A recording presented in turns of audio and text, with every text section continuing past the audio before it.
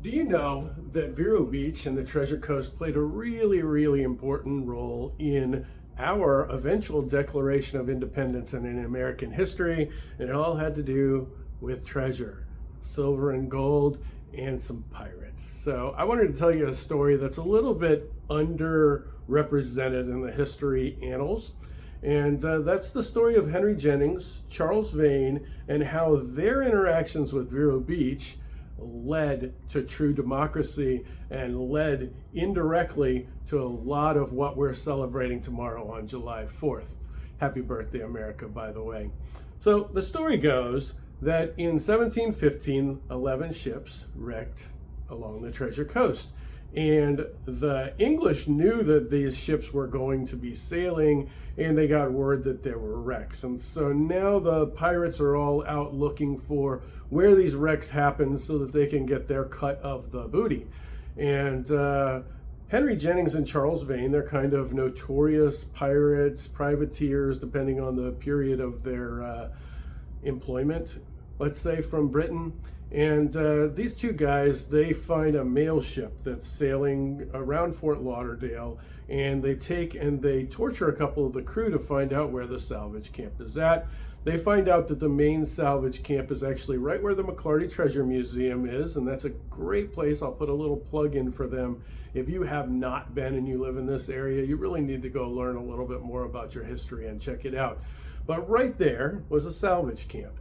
And so they said, okay, we know where they're at right now, but they're still privateers at this point. And so they go back to Jamaica and they get the local governor there to authorize them to come down to the salvage camp.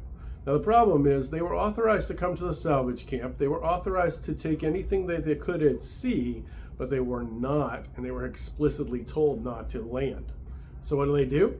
They get here, nobody's out at sea. The only way that they're going to steal anything and keep their privateers happy is that they're going to land. And so they land right at the salvage camp there, and that breaks international law. Now they do come away with a decent amount of silver and gold, and they think, okay, sweet, we're going to go back to Jamaica, we're going to be rich, everybody's going to be happy with us. That does not work out for them.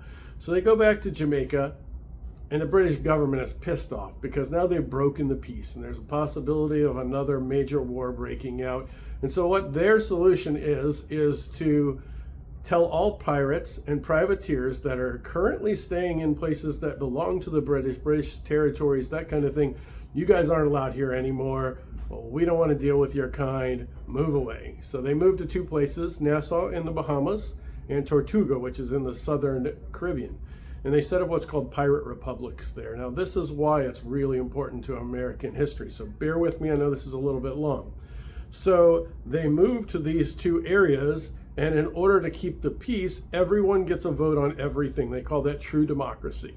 And so this is the first land-based true democracy in the history of the world.